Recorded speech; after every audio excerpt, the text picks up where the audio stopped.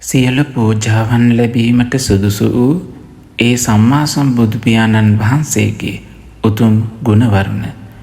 නමෝ තස්ස භගවතෝ අරහතෝ සම්මා සම්බුද්දස්ස සෝ භගවා ඉතිපි අයාගෝ.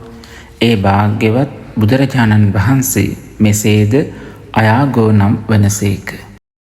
යදිය යුත්තා ඒ තැනින් පැමිණ මේ යදිය යුතුයයි අයාගෝ නම් වන බවයි සඳහන් වන්නේ.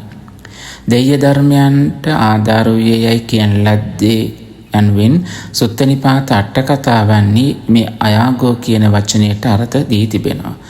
මේ අනුව පූජාවන් කිරීමට සුදුසු තැනැත්තා යන අර්ථයෙන් අයාගෝ නම් වන බවයි ධර්මයේ සඳහන් වන්නේ. කුමක් නිසා භාග්‍යවත් බුදුරජාණන් වහන්සේ ඒ පූජාවන් ලැබීමට සුදුසු වෙනවද?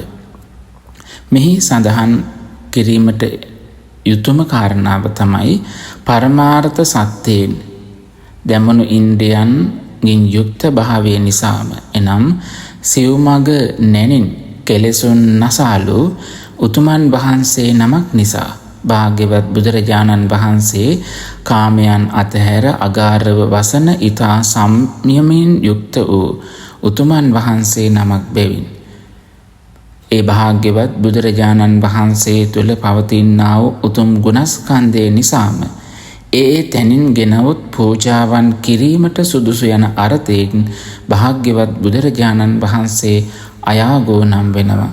සාදු සාදු. අයාගෝ නම් ගුණයෙන් සමන්නාගත සම්මා සම්බුදුරජාණන් වහන්සේට අප සැමගේ උත්තමාංග නමස්කාරය වේවා. සම්බුදු ගුණ සුවඳින් සැමසිත නිවී සැනසේවා. සාදු සාදු සාදු. සංසුන් සුවපත් ජීවිතයකට මඟ සුකේසී සදාම් නාලිකාව.